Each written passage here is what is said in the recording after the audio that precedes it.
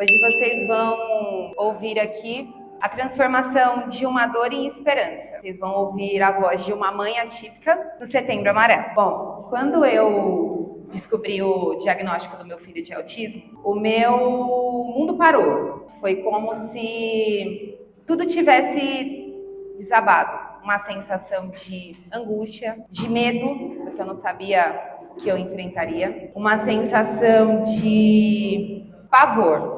Tive um início de depressão, tive crises de ansiedade, mas não aquela ansiedade que você fala assim, ai, tô ansioso. Ansiedade mesmo, de ter que tomar medicação. E foi um momento bem angustiante. Quem aqui conhece alguém, um amigo, alguém familiar que tem depressão?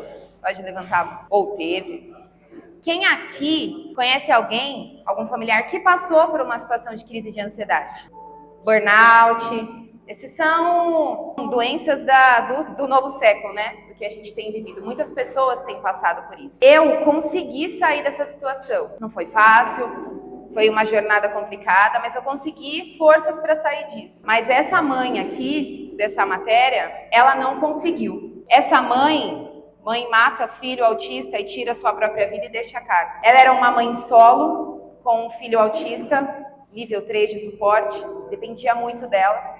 Ela não tinha rede de apoio e ela recebeu um diagnóstico de câncer. Junto com o diagnóstico, veio para ela a mensagem de que ela tinha pouco tempo de vida.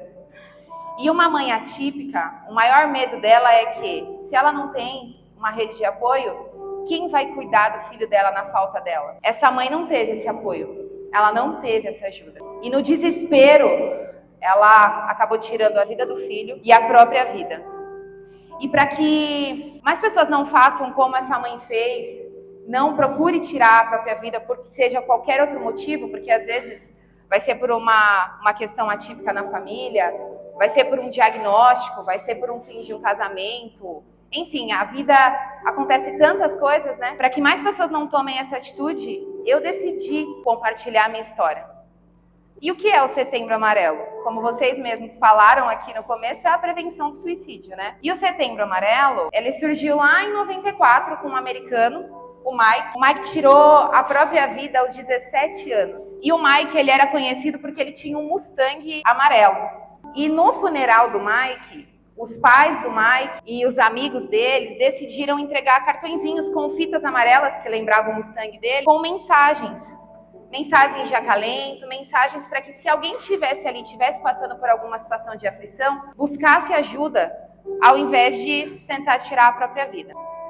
E esse foi o significado do Setembro Amarelo. E o que vocês vão levar dessa palestra? São 4 passos que eu trouxe aqui para vocês. Vocês vão descobrir como transformar a dor em força. Vocês vão entender a importância de cuidar de si primeiro, antes de querer ajudar qualquer outra pessoa. Não sei aqui se todos já andaram de avião, mas quando a gente entra no avião, vem a aeromoça com uma máscara, e aí ela fala, em caso de despressurização, máscaras de oxigênio cairão à sua frente. E você, se isso ocorrer, você precisa colocar a máscara. E ela sempre fala, antes de colocar a máscara em outra pessoa, socorrer o seu filho, socorrer seu marido, sua esposa, primeiro você vai colocar a máscara em você. Então é muito importante que você cuide primeiro de você. Você vai refletir sobre o valor da vida e você vai descobrir que você não está sozinho.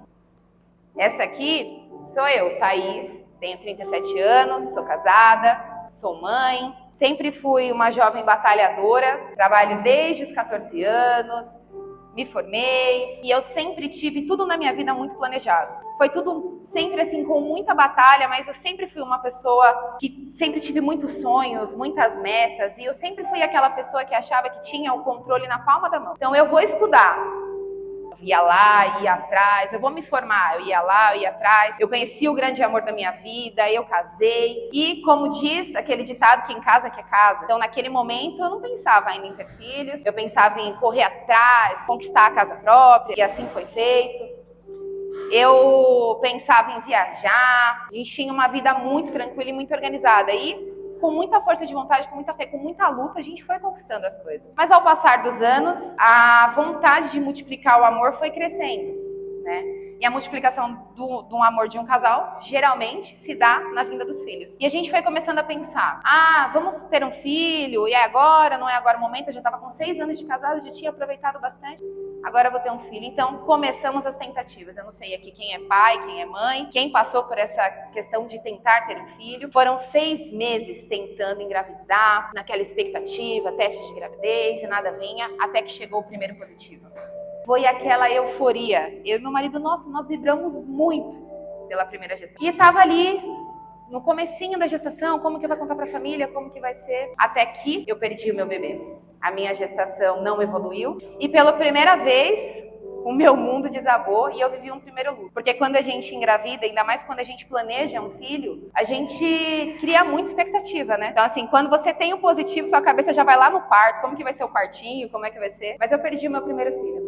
Ficamos muito tristes, mas eu entendi que aquela era a vontade de Deus e eu ia respeitar. E no tempo que o médico determinou, a gente voltaria às tentativas e assim fizemos. E aí a gente voltou às tentativas. No mês seguinte, veio o meu positivo de novo. Junto com o positivo veio o medo, porque eu tinha perdido um bebê, mas veio a fé de que se Deus me deu, Ele ia dar condições ali e tudo ia correr bem. E assim foi feito mesmo. O tempo foi seguindo. Tive uma gestação maravilhosa, não tive nenhuma intercorrência na minha gestação. Fui muito amada, fui muito paparicada. Mulheres aqui que tiveram filhos sabem como que é essa fase da gestação, né? E tudo correu muito bem. E aqui, cheio de expectativas, né? Porque quando a gente engravida, como eu falei, como que vai ser a revelação? Será que é menino? Será que é menina? Será que vai parecer comigo? Será que vai parecer com o pai? Como que ele vai ser? Eu vi aquelas crianças da internet, sabe aquelas criancinhas que têm 2 anos e se comportam como um adulto e falam um monte? Eu olhava aquilo, vocês podem perceber que eu falo um pouquinho, né? E eu falava assim, nossa, meu filho vai ser assim, meu filho vai falar tudo, meu filho vai fazer tudo. E o meu filho chegou, o Gabriel chegou, para trazer mais luz, mais alegria, um amor que só quem é pai e mãe entende. Se você não tem um filho ainda, talvez você tenha uma ideia, mas quem é pai e mãe entende esse amor. E o Gabriel chegou ao mundo, trazendo luz, trazendo vida para a nossa família, trazendo esperança. E o Gabriel foi crescendo e ele foi se desenvolvendo. O primeiro ano ali, ele foi alcançando os marcos de desenvolvimento, foi crescendo. E o nosso amor, cada dia, só multiplicando. E o Gabriel, quando chegou ali por volta de mais ou menos 1 ano e 5 meses, 1 ano e 8 meses, eu percebia que o Gabriel falava pouquíssimas palavras. Ele tinha poucos comportamentos e me deixava com uma pulga atrás da orelha. Quem é mãe sabe, coração de mãe não se engana. Tinha alguma coisa errada ali com meu filho, não estava normal. E a gente começou um processo de investigação. Ele entrou na escola para ver se a fala viria, não veio, a gente já estava em investigação com o pediatra, ele foi encaminhado para fono, começamos as terapias, da fono ele foi encaminhado para fazer terapia ocupacional, porque a parte sensorial dele ainda não estava bem desenvolvida, e a gente foi caminhando, e eu fui passando por um processo de terapia, e toda vez que eu chegava na terapia, eu me lidava com outras mães atípicas que já estavam ali há tempos, e eu pensava, não, é só um atraso de fala, meu filho não tem nada, né, daqui a pouquinho ele tá falando, quanto tempo será que eu vou ter que fazer isso? Será que uns 6 meses? E aí eu começava a conversar com as mães lá da terapia. E aí as mães me diziam assim, quantos anos tem seu filho? Meu filho tem 8. Quanto tempo você faz terapia? Desde os 2 anos. Eu falava, meu Deus do céu, acho que isso não vai ser meu caso. Quem aqui nunca passou por isso? Não, isso não é comigo, né? Mas enfim, o Gabriel entrou nesse processo, foi encaminhado para neuro, fez vários exames, vários testes e em março desse ano, depois de 1 ano nessa jornada, que ele já começou as terapias, chegou o diagnóstico. E o meu filho foi laudado como autista suporte nível 2. E o que aconteceu? Aquela menina, aquela mulher forte, empresária, que sempre teve o controle de tudo, o castelo dela desabou. Ali eu percebi que eu não tinha controle de nada. E o diagnóstico não é que eu amasse menos o meu filho, eu entrava muito em conflito nisso. Mas ninguém quer passar por isso, ninguém quer ser um pai atípico. A gente quer que tudo corra perfeito, a gente quer que tudo ocorra da melhor maneira possível e não sabe por quê, né? E foi aí que o meu castelo desabou e eu entrei em uma crise profunda, em quase depressão, como eu comecei ali falando pra vocês. Mas eu passei por um processo, uma jornada, e eu fui entendendo por que tudo isso estava acontecendo comigo. E eu trouxe pra vocês, que vocês vão aprender aqui, um método das 4 máscaras, aquelas máscaras do avião que eu falei pra vocês, que eu utilizei para sair desse estado de uma quase depressão, para não trazer forma à vida. Então eu vou trazer aqui para vocês essas 4 máscaras. A primeira máscara que eu usei foi a máscara de ar, que eu indico para vocês. Eu precisei parar, refletir, respirar fundo e entender tudo o que estava acontecendo e o que eu podia fazer para sair daquela situação. Eu precisei me permitir sentir e dar um nome para o que eu estava sentindo, porque são tantas angústias que a gente se perde na nossa dor. Eu precisei ouvir as minhas vozes internas, as negativas, que dizia que seria do meu filho, será que ele ia sofrer bullying, porque quando a gente tem um filho atípico a gente se preocupa com isso, será que ele vai conseguir se desenvolver, né? Será que ele vai conseguir caminhar se eu não estiver aqui, se eu faltar? E as vozes positivas, não, ele vai conseguir, porque eu tô lutando por isso, eu tô levando ele para os tratamentos, eu tô dando o meu melhor para ele. Eu precisei olhar para minha dor, refletir, sentir, ouvir e procurar ajuda para sair desse lugar. Depois, eu precisei da máscara do espelho. Eu precisei olhar para dentro de mim e entender que aceitar ajuda não é fraqueza. Que aqui, às vezes, a gente quer controlar tudo e a gente não tem controle sobre nada e a gente precisa das outras pessoas. A gente sempre quer ser muito forte, né? E a gente precisa aceitar ajuda. Eu iniciei terapia. Eu comecei a fazer terapia e foi algo que me ajudou demais. Eu sei que vocês aqui têm esse recurso, né? Conversando hoje com a Alex. E aproveitem disso se vocês passam por alguma coisa. Todo mundo tem muito aquele preconceito. Terapia? Tu tô louca? Pra que eu vou fazer terapia? Todo mundo tem um pouco de loucura. E a terapia ela é fundamental para fazer uma escuta sobre você, sobre o outro, para se cuidar, não entrar em negação. Procurei amigos da minha confiança, eu sei que todo mundo tem, você não precisa espalhar a sua vida para ninguém, mas Deus, olha, teve amigos que não permaneceram nesse momento difícil, mas teve amigos que ficaram, teve pessoas novas que chegaram, que acrescentaram demais na minha vida. E com certeza, a minha família foi base essencial. Meu marido, meus pais, a voz do Gabriel, pessoas, né, tia, me ajudaram demais, demais nessa caminhada. A terceira máscara, essa máscara eu falo que foi o Gabriel que trouxe pra minha vida. Foi a máscara da fé. E aqui, eu não tô falando de religião. Eu tô falando de acreditar em alguém, um Deus lá em cima, que olha por nós, que entende tudo, mesmo quando a gente não está entendendo nada, ele sabe de tudo e ele sabe o porquê das coisas, né? E a fé é aquela que sustenta a gente quando a gente fica sem chão, quando as pernas tremem mesmo, é a fé que sustenta a gente e ele trouxe isso para minha vida. E mesmo antes de eu imaginar que o Gabriel teria alguma questão, né, que ele seria autista, desde quando ele nasceu, acho que quem é pai e mãe aqui, desde que ele nasceu a minha conexão aumentou demais, eu sempre ficava, meu Deus, protege meu filho, guarda meu filho. Toda mãe, todo pai acho que fica nessa proteção, né, e a fé ajuda demais nisso. Confiar que tudo tem um propósito e que a gente não tá sozinho. Ele sabe o porquê, ele me escolheu, e o porquê eu tinha que passar por aquilo. No momento que eu estava passando, eu não entendia isso. Eu tinha várias brigas com Deus. Mas por que eu, que controlava tudo, que fazia tudo? Por que eu? Mas ele sabia o porquê, né? E eu falo que a fé é como colocar um óculos especial. Ela não vai mudar a minha realidade, mas ela vai me fazer enxergar a minha realidade de uma outra maneira. Ela vai me fazer enxergar a minha realidade com muita esperança, com muita coragem, né? A fé é a máscara que me ajudou a respirar no momento mais difícil na minha vida. Ela não tirou as lutas, mas ela me lembrou que eu não estava sozinha para enfrentar, que tinha alguém que estava ali, olhando por mim e cuidando de mim. A quarta máscara foi a máscara da virada, foi a máscara da coragem.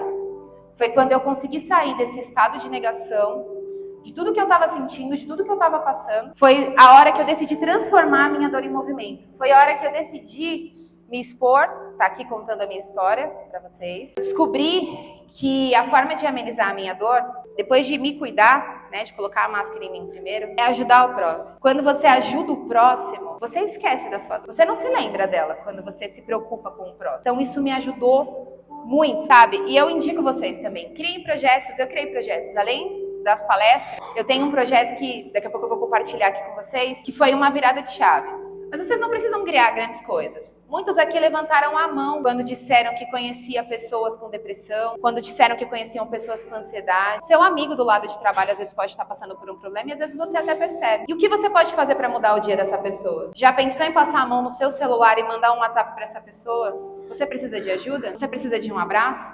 Tudo que essas pessoas precisam é ser ouvidas. Elas não precisam que você fique dando palpite, faz isso, faz aquilo. Dá o seu ouvido para ela, dá o seu abraço para ela. Isso pode gerar uma mudança imensa, sabe? A gente não vai conseguir salvar todo mundo, mas a gente pode fazer diferença com pequenos passos. Eu posso salvar o meu amigo do lado, eu posso salvar o meu familiar com um gesto, com um abraço. A gente pode fazer isso. Essas 4 máscaras, ela é um kit de sobrevivência que eu usei e que eu compartilho com vocês. Só que a gente não pode ficar compartilhando máscara.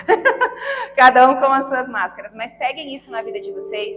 Porque se eu, uma mãe atípica, no meio do caos, conseguir vocês vão conseguir também. Cada um com as suas dores, cada um com as suas dificuldades, vocês vão conseguir. Queria compartilhar com vocês o meu projeto que eu criei, que chama Além do Laudo. Inclusive, se alguém quiser seguir nas redes sociais, esse é o meu projeto. Quando eu recebi o diagnóstico do meu filho, o mundo parou por um instante. Eu me senti perdida, com medo e cheia de dúvidas. Mas com o tempo, eu descobri que o laudo era só o começo. O verdadeiro caminho começava ali, um caminho de aprendizado, superação, amor e muita força. Foi nesse processo que nasceu o Além do Laudo, um espaço feito por uma mãe atípica para outras mães atípicas que também estão vivendo essa jornada. Aqui você vai encontrar acolhimento, informação e apoio emocional. Porque a mãe também importa. Seja bem-vinda. Eu decidi criar esse canal Além do Laudo para ajudar outras mães atípicas, outras pessoas que estejam em estado de sofrimento, compartilhando conhecimento. O Gabriel, ele me trouxe essa coragem para criar esse projeto de escuta e acolhimento. O Gabriel me transformou, me levou à sala de aula de novo. Aos 37 anos estou fazendo uma segunda formação, me formando em psicologia, porque eu entendo que, não, além da minha experiência, óbvio, como mãe atípica, também estou pautada em conhecimento, né, da saúde mental, com responsabilidade. Então foi assim que eu criei esse projeto, voltei à sala de aula e dei essa virada na minha vida. Então, de alguém que estava em sofrimento, sou alguém que estou trazendo algo de diferente para o mundo. E essa é a minha mensagem para vocês. Agradecer pela oportunidade, dizer que você pode ser luz na vida de outras pessoas. Então, compartilhe a sua jornada, seja a escuta de alguém, como eu disse, e faça diferença nesse Setembro Amarelo, tá bom? Eu agradeço. Muito obrigada.